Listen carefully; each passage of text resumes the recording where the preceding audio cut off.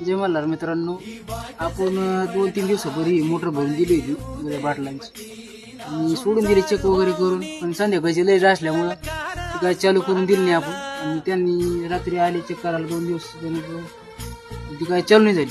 मी म्हणलं आता काय चालू नाही झाली, आता काय सांगता येणार मी येतो चेक करायला. मग आज मी चेक करायला आलो आणि मोटर वर घेतल्यानंतर आमच्याकडून काय सोडा टायमाला एक चुकी झाली. ती का आम्ही केबल सोडून दिली आणि पाईपाने वायर पण खाली सोडून दिली.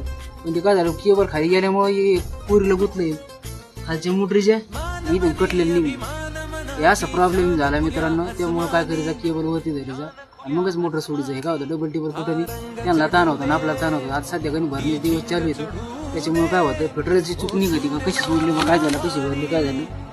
त्यामुळे काय करायचं, केबल वरच धरायचं. चला मित्रांनो, आज आपल्याला 3G4 भरायची आहे. आपण आज सकाळी ताजनापूर आणलेली.